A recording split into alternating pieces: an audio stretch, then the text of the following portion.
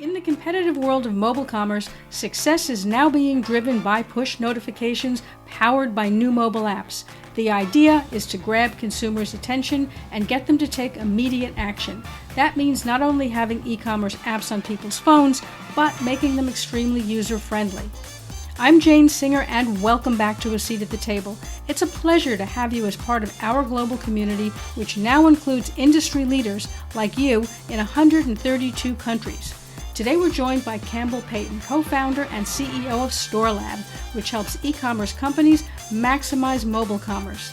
In this episode, Campbell will be sharing why push notifications are outperforming email and SMS messages, how mobile commerce is changing the game for e-commerce, and guidelines and best practices for optimizing your mobile commerce apps. In order to succeed in e-commerce, you need to have an experienced team who understands how to win in the competitive online market. Finding these people can be almost as challenging as driving traffic to your online store. That's why leading companies rely on AsiaNet consultants to help them recruit top e-commerce talent. AsiaNet has an extensive network developed over 3 decades that helps them identify the best people across the region. To learn more about them, visit their website at asianetconsultants.com. I'll also leave a link in the show notes for this episode over on our podcast website at seat.fm. Meanwhile, let's get up to speed on mobile commerce with Campbell. Campbell, thank you so much for joining me here on A Seat at the Table. I think that every business is trying to figure out how to win in the e-commerce space. Part of the challenge is that the sector itself, right, has evolved from simply accessing marketplaces on your desktop, which is already pretty good, from now people wanting to be mobile first and trying to think of any possible way, right, that they can grab market share in a very competitive market. I think a lot of people will really be keen to hear your perspective on how things are changing. Sure. Why don't we start with, what do you see as what's game-changing about mobile commerce, right? I mean, I think that people feel pretty solid with the typical go on your desktop to Amazon or one of the similar sites. But there's a lot of conversation around mobile first. What do you see happening there? Sure. So, I mean, just so I guess we bit of background for you. I used to be a commercial director for one of the largest social media agencies in the UK. I've worked in social media and e-commerce for about 13 years. So my knowledge of the platform has some experience. What I've seen over the time, why I'm so excited about mobile apps is really comes down to push notifications. So as people are moving mobile first, lots of people are thinking, how can I optimize my website to be in the best way for mobile? But they're not necessarily thinking about how do I drive traffic through to my online stores or to my e-commerce websites with a mobile first attitude. There's the Facebook world of Instagram world of ads. There's the Google world of ads, where you're paying a large conglomerate huge amounts of cost per click revenue or cost per impression. And where you have with push notifications is they're free to send. They have a higher open rate than everything else. So while yes, there is definitely a move mobile. I mean, it's been happening for the last sort of 5 years.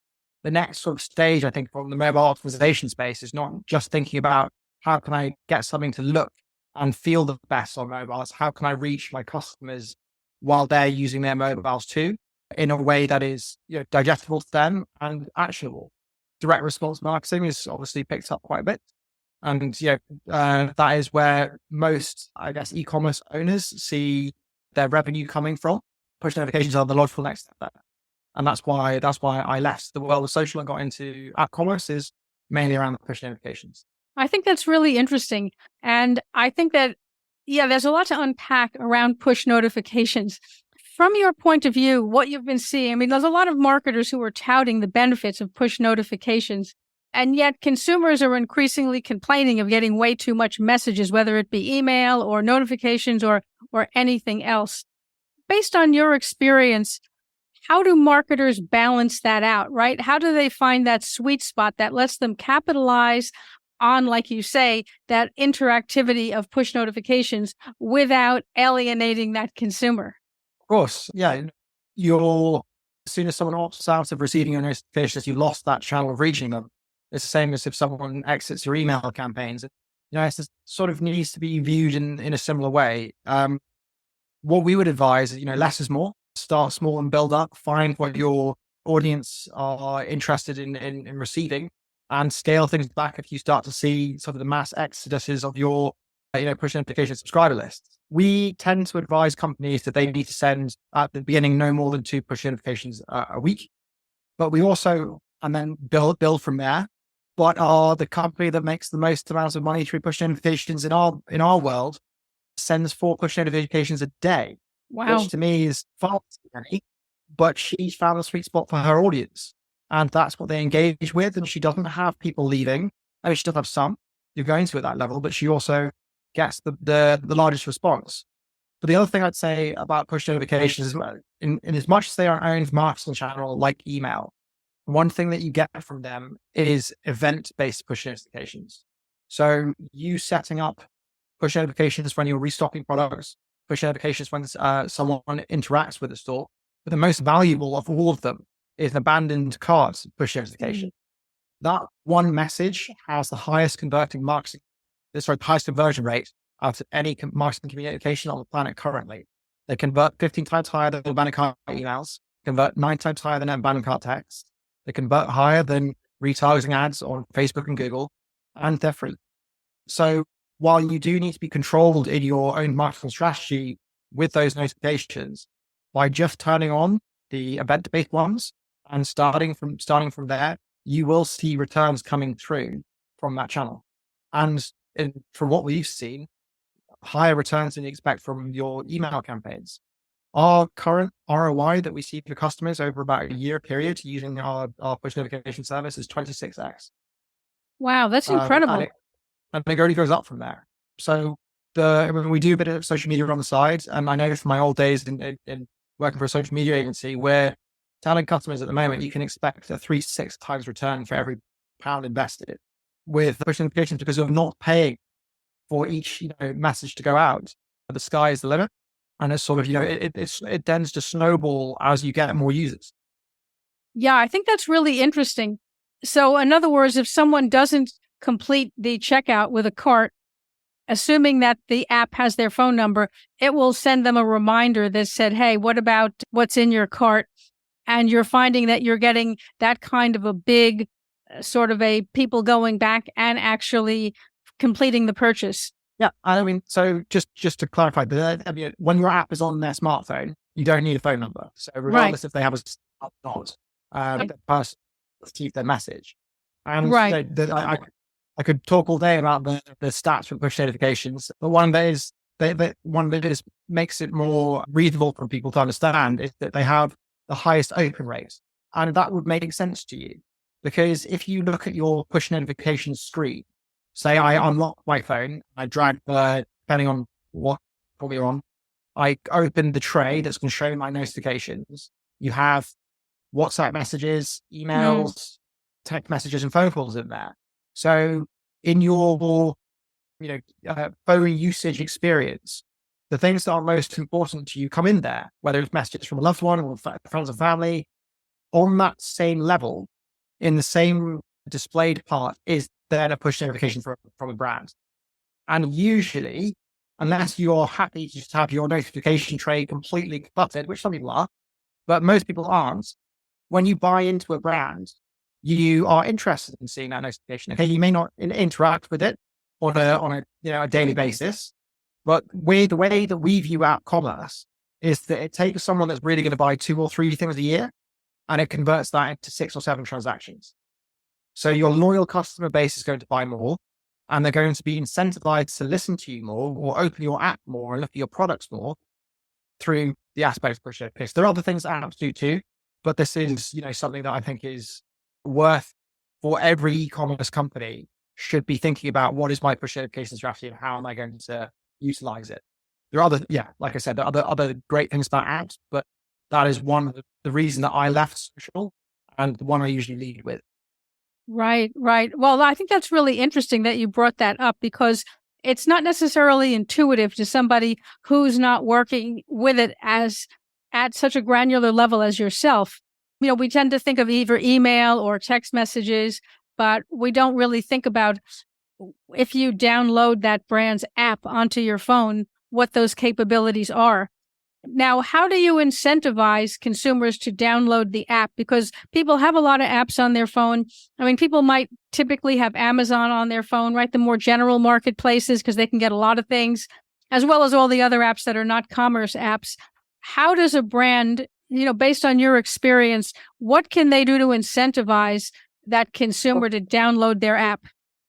Great question. And one I love answering because it's a lot easier than people expect. Okay. When you're launching out for the first time, you think, I'm going to have to, if I'm spending money on direct advertising, I'm going to have to divert some of that capital into just promoting the app.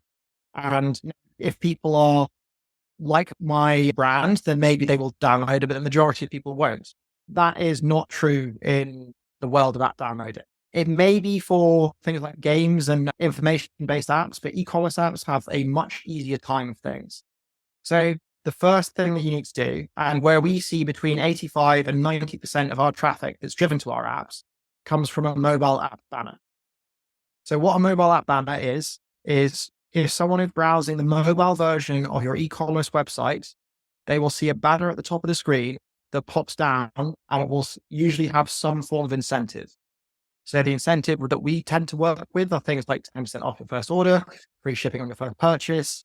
If your margins are really tight and you can't do things like discounts, we have other companies that do loyalty-based points for downloading the app, and they use those things instead. But the beauty of that is that it doesn't interrupt a purchase journey.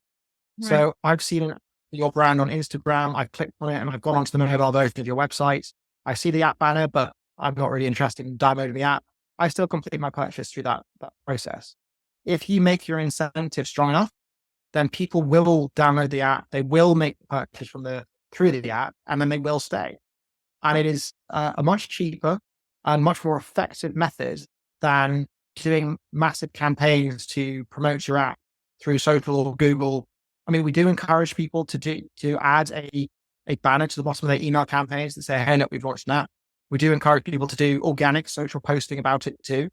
But the vast majority of people that we see come through that app banner, and it's a passive app downloading strategy. It doesn't require a huge amount of effort. Okay, yes, you do need to think about your incentive carefully, and you do need to update your incentive regularly. But yeah, that is essentially the way that we get people to download our apps, and the way that we've seen it be successful. Wow, that's really interesting.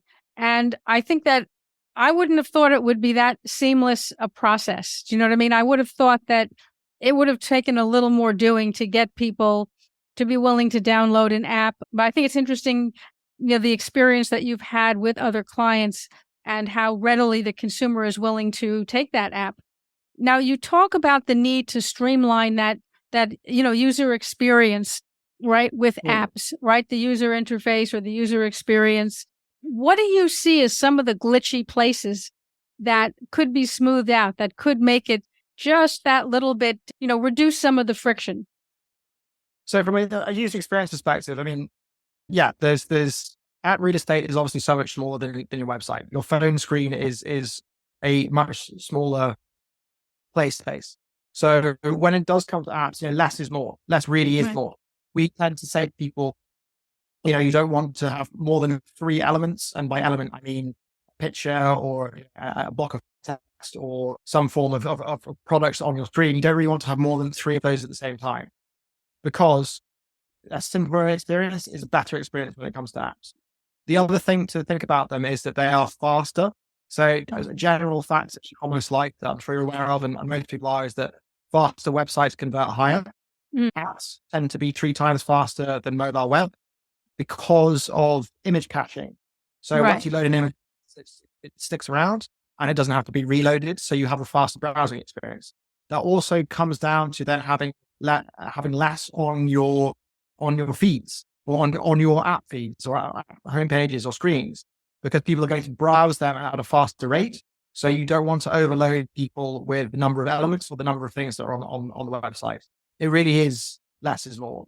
Yeah, at our company at StoreLab, we make an app builder, so you don't need to know anything about mobile apps. Build your own, and we have locked we haven't locked it, but we provide you elements to build your app with, but we restrict them in a way so it never looks cluttered. So if you do come look at us, you have very little chance of having a cluttered app. And it's the same with most other of the app builders out there. They limit these things so that you don't have a cluttered space. It's sort of similar to how Shopify, was the logical next step when it comes to e-commerce web development. You'd be surprised at some of the terrible websites on Shopify that are out there, but there are less than there used to be. Nice. With themes and things, it does make it easier to make an online store look pretty. With apps, it's probably a third as difficult, if not less, because of the smaller space. I think that's really important because it's such a tough discipline to winnow things down to get to that less is more. I think a lot of people understand that conceptually, but the application of it is really difficult, particularly when it's your own product. And people feel compelled. And I know I'm guilty of this too. You want to just cram everything in there, everything that you possibly do. And even knowing better, it's still hard to pull that off. So I think it's really great that you have those guardrails on that app builder so that you can help customers with that. Now, conversion optimization is one of the major parts of e-commerce that people miss. It is the science around making someone convert and buy things. And it is a science. It's not an art. And, that's part of the reason that we set up StoreLab, was because we want to help people regardless of the quality of your website. We want to provide people a better conversion journey. And we see those results. Some of our customers, the majority of our customers sit around the sort of 1.5 to 2% on their online stores conversion rate. Our average conversion rate for our apps is about 5%. So It's almost doubling through their website. One of I'll just tell you about very briefly. They're based down in the States. They were a very impressive lady, sells about $1 million worth of stock from her bedroom in New York, which is great. But she, in her first month of working with us, we were responsible. She never used an app before. All the stuff had been done through her website. She really built her brand on Instagram. And within the first month of working, we were responsible for 4.5 of her web sessions. So not very high, but 51% of her revenue. And that's just through the faster browsing experience, better conversion rates, using the abandoned cart, push notifications, and achieving essentially a higher average order value, a double the average order value that exists on the website too. Wow, that's really impressive.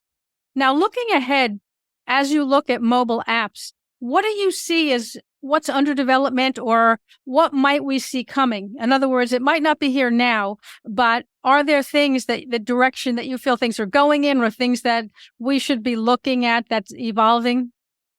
Sure. And so one thing that I guess has been maybe a little bit lackluster at the moment, but I still hold out hope that it's going to develop into something more, is Google Instant Apps and Apple App Clips. Okay. If you're not aware of those, this is an initiative from both Google and Apple to try and get apps to be used more. So the way to think about it is app streaming rather than app downloading. So say, for example, that I'm on Google Chrome I'm on Google, on my phone, and I was to Google Nike, for example. And I scroll down the Google search and the results page. The first result I would see would be an app clip to open a streamed version of Nike's app. So I open it, and it would open a clip of that app where I can browse and use it. It would put the icon of that app onto the home page, and it would allow me to see push notifications from that brand for 24 hours. Now, both Apple and Android have done this. They released this a couple of years ago. It's had not the biggest take up by people and brands, but for me, it is a sign of the direction that Google and Apple are trying to push people in. They want to take you away from the browser experience, and they want to move you to a more solidified app experience because they're designed better. The other thing that you get really within apps is you get to utilize all parts of the operating systems that exist on Google and Android that you maybe don't get through using Chrome on an iPhone. Things that block out. Whereas with apps, that experience is better. The Apple Pay and Google Pay on an app experience is significantly better than using it on a browsing experience. And there are other things too as well that mean that the companies themselves want you to be using apps rather than the browsers. But yeah, so app clips and instant apps, that's something that's definitely coming, or definitely going to come into fruition over the next few years as more smaller brands sort of take it up. And I would expect to see more things from each of the businesses in terms of Google and Apple to try and drive people away from using the browsers. Wow, that's really interesting. I mean, I actually hadn't heard of that before. So thanks for bringing that up. I'm sure many of the other people who are listening to this program might not have heard of it. Some of our listeners are probably way ahead of me in this space. So you maybe know it's coming, but I think that so many people hadn't really imagined that that was the direction that apps were going and that, browser experience would evolve in that way. So I think that's really something we all want to be on the lookout for. Now, you've shared so many interesting things, Campbell, and I think there's probably people who have e-commerce businesses or are thinking about it who'd love to be able to ask you more specifically about what you're doing and how it might relate to what they're trying to achieve. How can people find you? How can people connect with you? Sure. So I'm on LinkedIn. So just Perfect. Campbell Paton. You can find me there. You can also find me on our website. I still answer most of the chat messages that come through. So it will be me or one of our customer support people that if you would like to talk there as well. If I can plug something as well, I do have a book coming out called The App Commerce Revolution, which is all about how to essentially build and launch an app in a successful app in less than 30 days, which is coming out early next year, sort of in January. But yeah, through the website or through LinkedIn is the best way to reach me. Oh, that's perfect. Well, I'm going to put all of those links in the show notes for this episode. You can find that over on our website at seat.fm, and you'll be able to connect with Campbell and ask him what you need to know. Like he said, he's happy to talk to you. And Campbell, I just want to thank you for joining us here. It's really been a pleasure. Very happy to be here.